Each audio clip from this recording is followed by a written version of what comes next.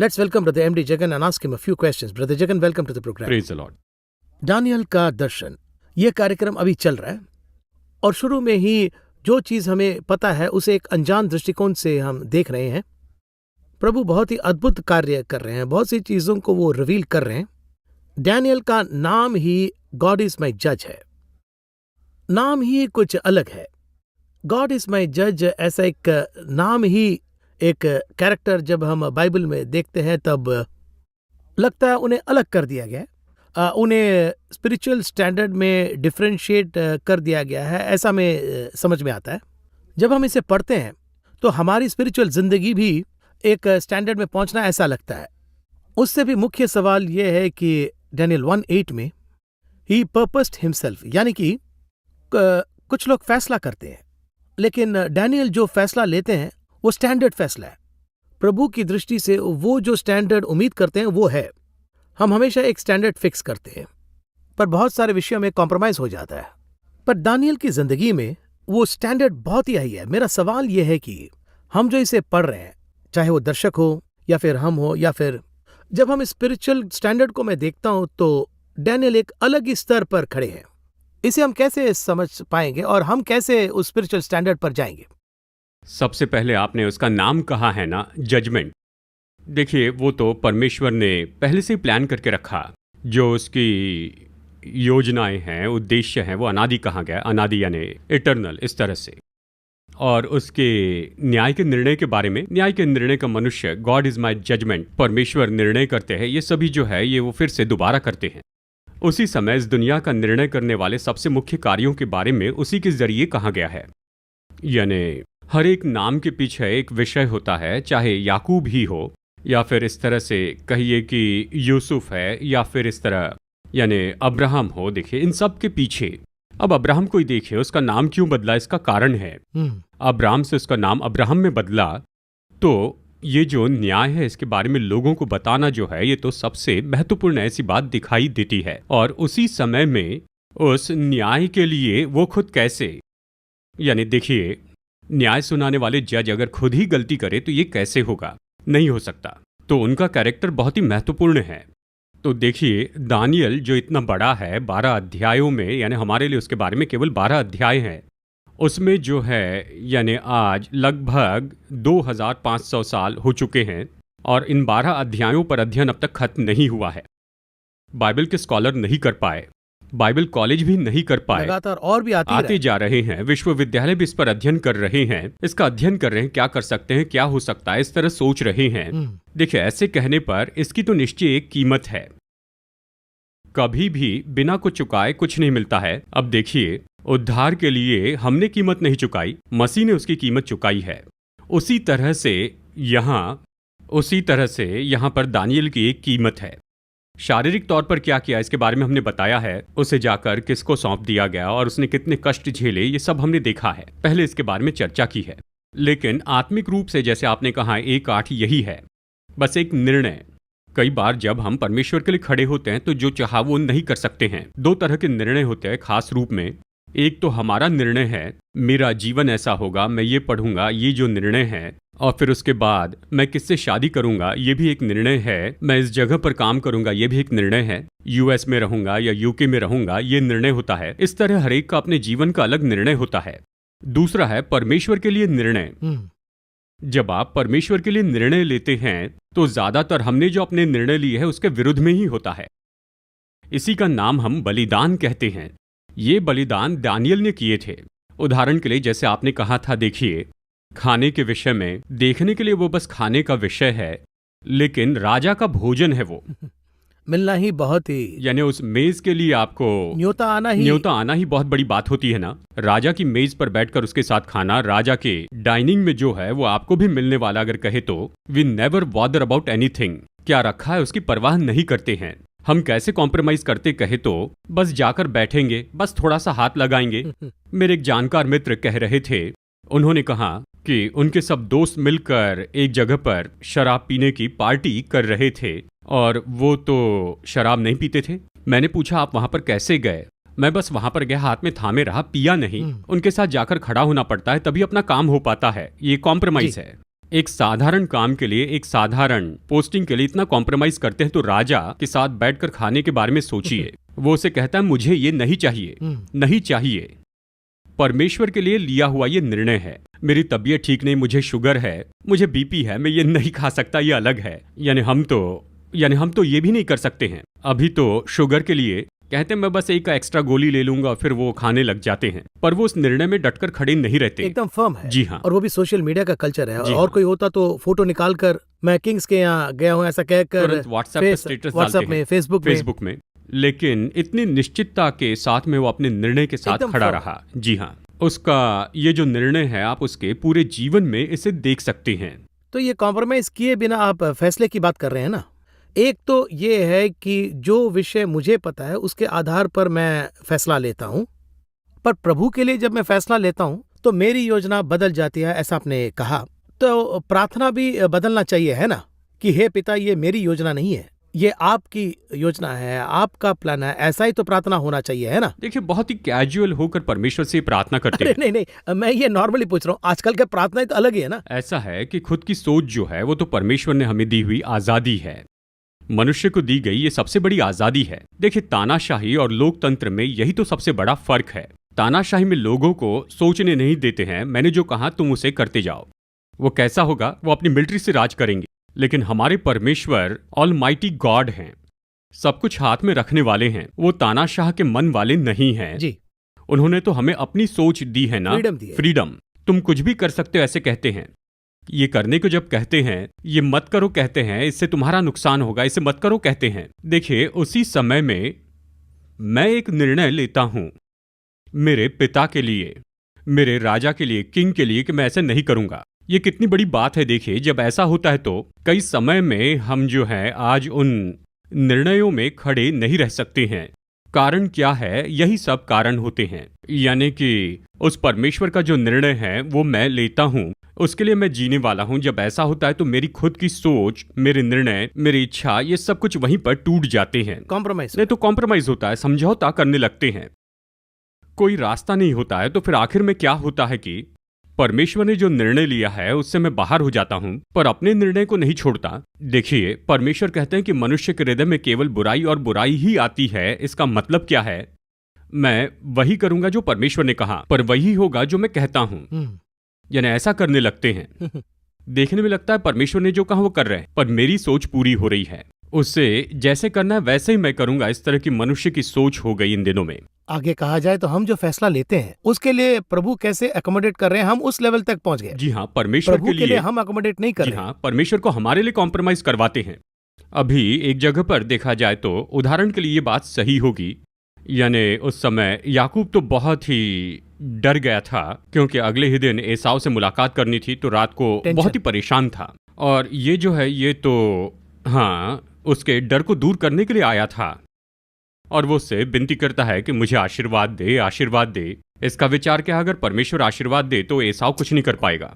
पर परमेश्वर की सोच यहाँ पर इसे आशीर्वाद देने की नहीं थी। परमेश्वर का उद्देश्य ये था कि मैं इसका नाम बदलूंगा, इसराइल नाम रखूंगा, और उसके बाद में ही मैं इसे आशीष दूंगा। उनका एक प्लान, वो एक प्लान में जा रहे हैं। ये तो पूरी रात गिड़गिड़ाता, होशे में कहाँ है, पैर पकड़ के गिड़गिड़ाता है, रोता है, सिसकता है, ऐसे कहाँ। उत्पत्ति में, जी हाँ, उत्पत्ति में संघर्ष किया ऐसे कहाँ है। लेकिन होशे में पढ़े तो वो उसके पैर को पकड़कर सिसकता है कहाँ है, पैर पकड़ के रोता है, मुझे आशीर्वाद दे, आशीर्वाद दे, इस तरह कहता है। आखिर में नाम बदलता है, कहता है इसराइल। ठीक है, आशीर्वाद देता हूं। यहाँ देखे तो परमेश्वर मजबूर होकर आशीर्वाद देते हैं, और इसे तो हम बहुत सी बातों में सही है इस तरह कहते हैं। लेकिन एक और एंगल से प्रभु के पैर में पड़कर हम चिल्लाकर प्रभु मेरे साथ रहना, आशीष देना, ये पूछना गलत है क्या? नहीं, ऐसे पूछने की जरूरत ही नहीं है उसको। ओके, इस कॉन्टेक्स्ट में यानी देखिए, उसे अपने पिता से पूछने की जरूरत ही नहीं। यानी यहाँ पर 2 अध्याय के बाद में अगर आप देखें, वो खुद आकर इसे कहते हैं। ये पूछता ही नहीं, वो आते हैं फिर कहते हैं कि अब से तेरा नाम इसराइल होगा। प्लान कर ली। देखिए, प्लान के लिए एक निश्चित समय है, मैं वक्त देता हूँ कहते हैं। ये उसका निर्णय है। अब मैं परमेश्वर के निर्णय को लेता हूँ तो उस समय का इंतजार करूंगा। अभी मेरी भी एक इच्छा है कि ये तो अभी होना चाहिए, उसी में यहाँ पर हम कॉम्प्रोमाइज कर सकते, उसके लिए कीमत चुकानी है। यही है, निर्णय परमेश्वर के लिए है, लेकिन हम अपनी इच्छा के अनुसार उसे बदलते हैं। दानियल की किताब में इतना ही नहीं, अगर आप इस किताब को पूरी तरह देखें, बाइबल में जो दिया है, परमेश्वर के निर्णय को देखिए, यानी देखिए परमेश्वर के जो भी निर्णय है उसमें वो तो आखिर तक खड़े रहते हैं, स्टैंड कर रहे हैं। जी अभी हम खड़े हैं या नहीं, यही तो सवाल है। पौलुस के सभी कार्यों को देखो तो मैंने तय किया ऐसे कहता है। जो परमेश्वर के लिए निर्णय लेते हैं उसे बिल्कुल नहीं बदलते हैं, स्टैंड उसी पर अड़े हैं। जी हाँ, यरूशलेम जाना मैंने तय कर लिया था। कितनी तो भी तरह से उन्हें रुकावट झेलनी पड़ी, सभी को पार करके। यही तो दानियल की, हालांकि पॉल को उस कांटे की वजह से दर्द भी है। सभी में शारीरिक पीड़ा है, गले मिलकर रोते हैं, मत जाइए कहते हैं। कोई भविष्यवक्ता कहता है कि मत जाइए, लेकिन वो कहता है मैं जाऊंगा, आई डिसाइडेड, बस इतना ही। परमेश्वर के बारे में वचन ये कहता है, एक बार कह के वो दूसरी बार सोचने वाले नहीं हैं, वो बदलने वाले नहीं। No turning back. No turning back, एक बार कहा तो कह दिया। ये जो स्वभाव गुण है ये हमें आना चाहिए, परमेश्वर से आना चाहिए, हमारे लिए नहीं आना चाहिए, गॉड्स किंगडम उसके राज्य के लिए आना चाहिए। यानी देखिए, इस तरह दानियल की विशेषताओं का जब मैं अध्ययन कर रहा था तो मैं हैरान हो गया। ये बड़े आश्चर्य की बात है। अभी हम इसे थोड़ा बहुत ही अलग तरीके से देख रहे हैं, आमतौर पर जैसे पढ़ते हैं उससे भी अधिक इस प्रोग्राम में। जब हम यहाँ पर बैठकर यहाँ पर इसके बारे में मनन करते हैं ना, तो देखते हैं कि ये तो अलग ही विषय में जाता है। उसके अलावा हम इसी चैप्टर को हम पढ़ रहे हैं, कल पढ़ने पर एक अलग समझ मिलता है। यही तो बाइबल की स्पेशलिटी वही मैं दर्शकों को बताना चाहता हूँ। दर्शकों के लिए हम इसे एक बार पढ़ने से काफी नहीं है, 2 बार 3 बार, तो बार बार इसे पढ़ने पर ट्रेजर्स ये निकलते जाएगा। यानी अभी जो है 0.01% ही दे रहे हैं, बाकी तो इन्हें खुद खोजना है। एक और बात, हम चैप्टर 3 के अंदर जाने वाले हैं। गॉड इज में जब ये कहते हैं रेवलेशन और डैनियल को एक साथ पढ़ना, ऐसा हमने कई बार कहा है। अब ये जज, ये शब्द को रेवलेशन को कनेक्ट करके हमें डैनियल को पढ़ना चाहिए, ऐसा नॉट वंस, बहुत बार। पर ये जज जो शब्द है वो बहुत ही मुझे टर्निंग पॉइंट लग रहा है, क्योंकि यहाँ फ्यूचर के बारे में बता रहे हैं। अपोस्टल जॉन को पैटमोस आइलैंड में वो फ्यूचर के बारे में बता रहे हैं। यहाँ पर एक जगह वो रुकते हैं और वहां दूसरी जगह पर ओपन करके कहो ऐसा कह रहे हैं। ये जो जज का जो कैरेक्टर है along with revelation and Daniel में, हाँ, हम उसे कैसे और डीपली समझ के पढ़ें। देखिए, ये ऐसा है कि ग्रेस पीरियड इसे कहते हैं, कलीसिया का युग या अनुग्रह का युग ये कहते हैं। यीशु मसीह उठाए गए और हमें वापस लेने के लिए आने वाले के बीच का समय। ये तो एक हिडन एरिया है बाइबल में, ये तो किसी को भी बाहरी रूप में नहीं बताई गई थी, ये छिपे रूप में है। देखिए, पूरी बाइबल में ये जो चर्च पीरियड है ये छिपे हुए ढंग से है। इसे अभी के लोग पढ़ेंगे तो ही समझ पाएंगे। पवित्र आत्मा जब कलीसिया के लोगों को बताते हैं तब वो छिपी बातें देखते हैं, लेकिन बाइबल के हिसाब से अभी तक हम एक प्रकाशित वाक्य के अध्ययन में कहा, शायद याद होगा, हमारे बाइबल का जितना ख्याल है इसमें जो टाइमलाइन जो है वो कैसी है। यानी देखिए, इसमें ये सृष्टि के समय से लेकर यानी मसीहा आकर न्याय करके पूरे संसार पर राज करेंगे समय तक का हिसाब है। इसमें कहीं भी चर्च का समय नहीं है। तो इस्राएल के टाइमलाइन में यीशु आते हैं। मैं सरल शब्दों में बता रहा हूं ताकि आसानी से समझ सके। यीशु को आना है, क्रूस पर मरना है, प्राण छोड़ने हैं, 7 साल का क्लेश काल होगा इस्राएलियों के लिए। उसके बाद यीशु फिर से वापस आएंगे, आकर वो शासन करेंगे यानी 1000 साल तक। उसके बाद अनंत जीवन। ये तो पूरा पैकेज है। इसमें चर्च का समय 2000 साल का है। ये 2000 साल हिडन ट्रेजर है। ये किसके लिए हिडन है? इज़राइल से ये छिपा है, वो ये नहीं जानते हैं। इस पैकेज में अगर देखें तो वो आएंगे, बलिदान करेंगे और फिर न्याय करेंगे, बस इतना ही है। किंग और उसके बाद में जज। तो उनके लिए जजमेंट बिल्कुल ऐसा ही है, किंग जजमेंट, इतना ही। इसलिए यूहन्ना बपतिस्मा दाता जो है वो तो उतना बड़ा आत्मिक व्यक्ति है, फिर भी वो यीशु से एक सवाल पूछता है कि आने वाला तू ही है या हम किसी और की राह देखें। इस तरह का संदेह आ गया था। पहले तो उसने भविष्यवक्ता के रूप में काम किया, हालांकि वो प्रभु की बात और कबूतर को आते वो देख रहे हैं। जी हाँ, बिल्कुल। उसने साफ कहा है, उसने कहा था जिस पर तुम कबूतर को उतरते हुए देखो वही पवित्र आत्मा और अग्नि से बपतिस्मा देने वाला होगा। ये तो पहले से उसको बता दिया गया था बपतिस्मा देने के पहले। उसके अलावा यूहान को ही बपतिस्मा करना है, अनॉइंट करना है, यानी उसे बपतिस्मा देना है, बपतिस्मा देकर लोगों से पहचान करानी है। यही तो प्रोसीजर है। लेकिन यहाँ पर एक और विषय है, एक इस्राएली के रूप में, यानी एक इस्राएली की एक प्रजाति में यूहन्ना ये सोचता है। यानी अभी परमेश्वर आ गए हैं और मैंने बपतिस्मा दिया है, लोगों से परिचय करवा दिया है, लेकिन ये राजा होने के बारे में कुछ नहीं सोच रहा है। सो एक वर्ल्डली एक ये दृष्टिकोण। सांसारिक विचार है, मन में वो ये सोचता है। तो चाहे स्टैंडर्ड जितना भी बड़ा हो, इस फ्लैश को हमें फाइट करते ही रहना है। देखिए, बाइबल के विचार से, यानी आप लोगों से जो कुछ भी पूछ रहे हैं, कह सकते हैं यीशु मसीह की परीक्षा, इसके बारे में आप पढ़ सकते हैं मत्ती अध्याय 4 में। वहां यीशु को वो 3 जगह पर ले जाता है जी। इन 3 जगह को देखे तो 1+1 यानी इस तरह से हाइट बढ़ते ही जाता ऊंचाई है। पर ले जाता है। इसका अर्थ क्या है कि एक एक आत्मिक स्तर पर है, हर एक आत्मिक स्तर पर एक एक अलग तरह की परीक्षाएं होती है। आखिर में पहाड़ के ऊपर लेकर चला गया। पहाड़ के ऊपर क्या है, अगर आप पूरी बाइबल में पहाड़ के बारे में देखें, ये आत्मिक स्तर की ऊंचाई है। जब मूसा पहाड़ पर था तब परमेश्वर ने उससे बात की। यीशु का महिमा में रूपांतरण भी पहाड़ के ऊपर होता है। जब एलिया पहाड़ पर था तब परमेश्वर ने उससे बातें की। पहाड़ के ऊपर परमेश्वर से बात करने की जगह है। जी हाँ, उसके अलावा पैटमॉस आइलैंड भी वो भी एक अलग ही द्वीप है। जी हाँ। वहां भी एक पहाड़ है। जी। यदि आप सही तरीके से ध्यान देते हैं तो उस जगह पर यीशु के लिए एक परीक्षा थी, वो जय पाते हैं। वहां पर भी वहां पर भी वहां क्या करते हैं, पूरी दुनिया की आशीषों को लेकर वो हमारे हाथों में उसे सौंपते हैं। इसी तरह से एक एक जगह पर एक आत्मिक स्तर होता है। वहीं पर पवित्र आत्मा से बातें करते हुए वो ये कहते हैं, यानी देखिए, आत्मा हमसे इस तरह कहता है, तुम अभी कम उम्र के हो, तुम्हारी जो परीक्षाएं हैं वो तो अलग ही किस्म की है। या कहीं अगर मैं 73 साल का हो जाऊं, उस समय हमारा जो संघर्ष, हमारी जो परीक्षाएं होगी वो अलग होगी। अभी मैं उस जगह पर जाकर नहीं सोच सकता हूं, लेकिन वहां पर पहुंचकर देख सकते हैं। वो कहते हैं 25 साल, 30 साल, 40 साल में हमें किसी भी पाप में नहीं गिरना है, ऐसे कहा है। उस पाप को दूर करते हैं। 70 साल की उम्र में वो फ्री में मेरे पास आकर बैठता है। यानी हमारी उम्र हो जाती, पर क्या दिमाग की उम्र हो जाती है? बहुत स्पष्ट साफ है ना, हम उसे पार कर सकते हैं या नहीं, यही तो सवाल है। वो कहते हैं ये जो कह रहे हैं वो अकेले बात कर रहे हैं, इस तरह से नहीं है। बाइबल में अय्यूब ने कहा है, मैंने अपनी आंखों के साथ वाचा बांधी है, तो मैं अपनी आंखों से कैसे किसी स्त्री को देखूं? इसका मतलब क्या है? मैंने अपनी आंखों से ये वाचा बांधी है, मैं किसी को नहीं देखूंगा, नहीं देखूंगा। कौन सा अय्यूब है? ये 10 बच्चों का पिता अय्यूब कहता है। यानी एक एक समय में जैसे आत्मिक स्तर बढ़ते चले जाता है, वैसे हमारे आत्मिक संघर्ष भी बढ़ते चले जाते हैं, और उन सारे संघर्षों पर जय पाते हुए अगले आत्मिक स्तर में हम पहुंचते हैं। ऐसा कह सकते हैं क्या, हर एक लड़ाई को हम जीतते जीतते प्रभु उनके सीक्रेट्स को रिवील करेंगे, ऐसा कह सकते हैं क्या? जी, जब उस स्तर पर पहुंचते उस लेवल के खजाने मिलते हैं। हमारे लिए खजाना क्या है? उसका रहस्य।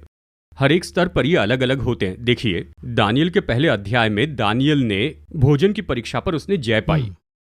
यहां देखिए, यीशु मसीह की भी भोजन के बारे में परीक्षा हुई। वहां पर भी जी हाँ, इसकी भी भोजन के बारे में परीक्षा हुई। आदम की भोजन की परीक्षा। आदम गिर गया, दानियल नहीं गिरा, यीशु नहीं गिरे। अभी वह अगले लेवल पर चले गए। अभी अगले स्तर की परीक्षा क्या है, अगर ये पूछे तो आत्मिक परीक्षा आती है। राजा कहता है किसी से प्रार्थना नहीं करना, कुछ नहीं करना। दानियल के समय में हम बाइबल में पढ़ते हैं अध्याय 6 में। अभी यीशु को देखिए, पहले उसे पत्थर को रोटी बनाने के लिए कहा था। आखिर में देखिए आत्मिक स्तर, परमेश्वर को छोड़ और किसी को दंडवत नहीं करना। यीशु ने क्या कहा कि तू केवल अपने प्रभु परमेश्वर को ही दंडवत करना, आराधना करना। और ये भी सेम स्टैंडर्ड, सेम परीक्षा। ये भी जीतता है, वो भी जीतते हैं। ये तो बहुत ही महान बात है। सवाल यह है कि हम जीतेंगे कि नहीं।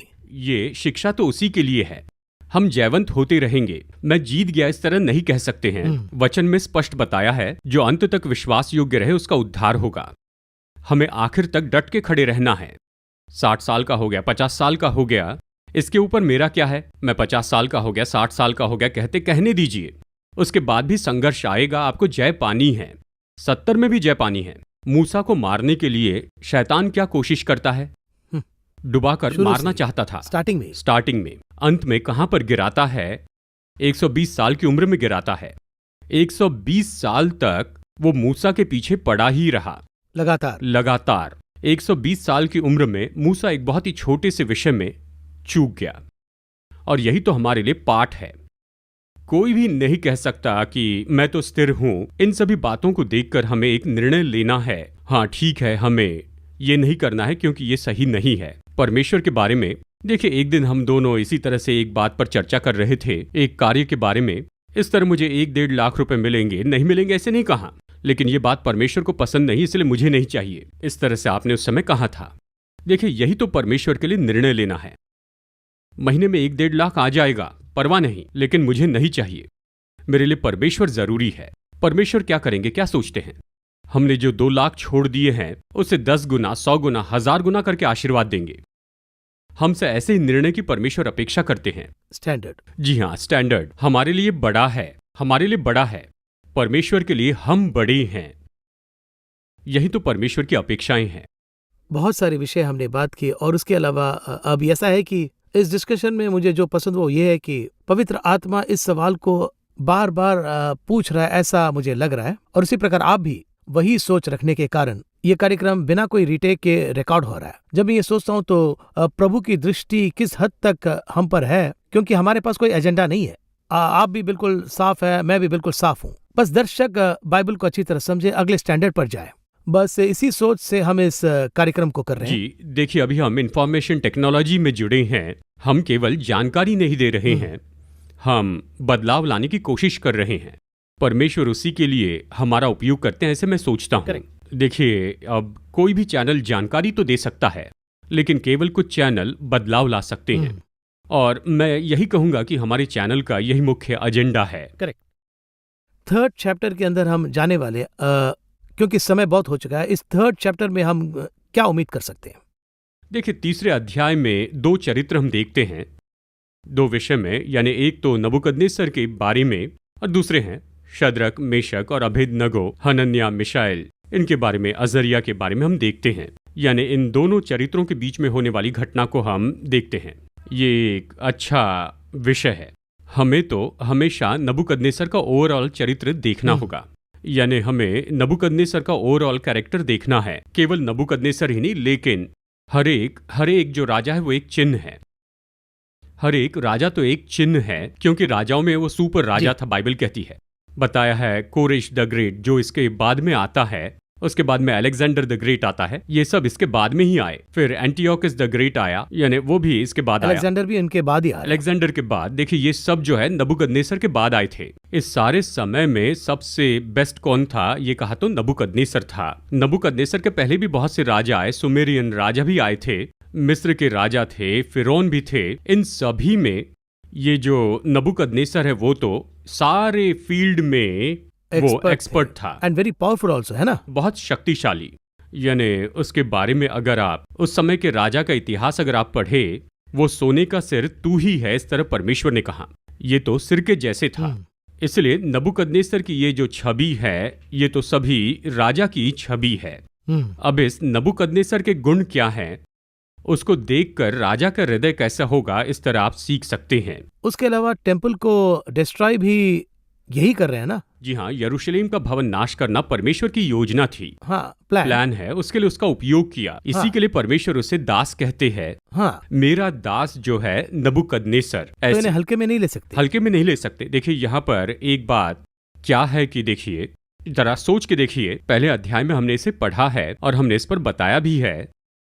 इसने यरूशलेम का भवन नाश कर दिया, वो उसे जलाता है, लेकिन उस भवन के पात्रों को लाकर उनके, यानी अपने पूजा के स्थान में एक खजाने जैसे उसे संभाल कर रखता है, वहां रखता है। उनका सम्मान कर रहे हैं। जी, उसने उन पात्रों का आदर किया था।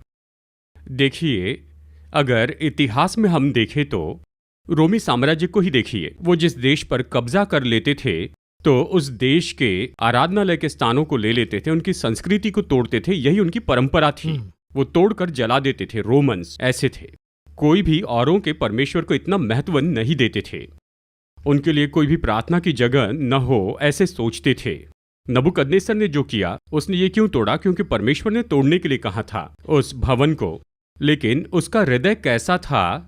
उसे मर्यादा में होते हुए करना, ऐसा उसका हृदय है। नबूकदनेस्सर ने सीधा जाकर भवन नहीं तोड़ा, उसका सेनापति जाकर ये काम करता है और नबूकदनेस्सर उन पात्रों का आदर करता है। अभी और भी देखें तो यहाँ 2 अध्याय में यहाँ पर प्रकाशन दिया है, दानियल प्रकाशन देता है। आखिर में जो कहा वो वचन देखे तो वचन 47 में राजा ने दानियल से कहा, सच तो ये है कि तुम लोगों का परमेश्वर, सच ये है कि तुम लोगों का परमेश्वर सब ईश्वरों का ईश्वर, राजाओं का राजा है और भेदों का प्रकट करने वाला, इसलिए तूने ये प्रकट किया है। एक स्टेटमेंट को, एक स्टेटमेंट है, राजा कह रहा है जरा सोचिए। और वो भी ओपनिंग स्टेटमेंट, ओपनिंग न्यूज के जैसा है जी वो। हाँ, जरा देखिए, जो बाइडेन किसी विषय पर कहेंगे तो पूरे संसार में ये जी। हेडलाइन होती है। इस राजा ने जो कहा पूरे संसार में हेडलाइन हो गई। राजा ने ये कहा, ये हेडलाइन थी। उस परमेश्वर का आदर करना चाहिए, ये एक सोच है ना, वो थॉट, विचार है। यानी ऐसे नबूकदनेस्सर का ये एक और चेहरा है, दूसरा रूप। एक और पन्ना। यानी इस पर जरा सोच के देखिए, ये मुख्य बात थी, इसलिए कहता हूं। दूसरे अध्याय में ये कहता है ना, जी हाँ, तीसरे अध्याय में परमेश्वर के विरुद्ध काम करता है। जी, लगातार वो आ ही रहा है। लगातार। देखिए यहाँ पर विषय क्या है, नबूकदनेस्सर अपनी खुद की एक बहुत बड़ी प्रतिमा बनाता है। जी, ये किससे बनाता है, ये मुख्य बात है। उसमें क्या करता है, देखिए 3:1 में राजा नबूकदनेस्सर ने अपनी ही सोने की एक मूरत बनाई, इस तरह कहता है। जरा पढ़िए इंग्लिश में क्या है। तीसरा इसमें 3:1। 3:1 में, king Nebuchadnezzar made an image of gold whose height was 60 cubits and its breadth 6 cubits. He set it up on the plain of Beulah in the province of Babylon, ऐसा दिया जी, है। ये पूरी सोने से बनी थी। ये सबसे महत्वपूर्ण है। सोने से ही क्यों बनाई, ये एक सवाल है। क्योंकि देखिए दानियल अध्याय 2 में वो बुत देखता है ना, यानी वो बुत तो अलग अलग धातु से या मेटल से बना था, यानी इसे सोना कहा, तू ही सोना है। उसके बाद जो आएगा वो चांदी है, उसके बाद जो आएगा वो पीतल है, ये सब उसे बताया। मेरे बाद कोई नहीं आना चाहिए। फैसला ले लिया। पूरी दुनिया पर मैं ही एक राजा हूँ, मेरा ये साम्राज्य तो संसार के अंत तक रहेगा। तो वहां से उठाते हैं, इसलिए वो इसे बनाता है पूरे सोने की। समझ रहा हूं, वो बेस से निकाल रहे हैं। इसका क्या है कि मेरे बाद यानी मैं तो हमेशा का राजा हूं, यानी इस तरह से एक विचार सब में होता है, मैं सबसे अच्छा हूं, मेरा साम्राज्य बिल्कुल अंत तक रहना चाहिए। ये बात नबूकदनेस्सर में आ गई। वो आकर क्या कहता है, इसे पूरे सोने से बनाना। क्यों? सोना तो हम ही है ना, तो पूरा हमारा ही साम्राज्य होना चाहिए। इसके बाद भी हमारा साम्राज्य हो, उसके बाद भी हमारा साम्राज्य, दुनिया के अंत तक हमारा साम्राज्य हो। यही तो एक राजा का मन था। परमेश्वर ने कहा था तुम्हारे बाद कोई और आएगा, ये कह रहा है नहीं नहीं, अंत तक मैं ही हूं। एक राजा का हृदय तो ऐसे ही होता है।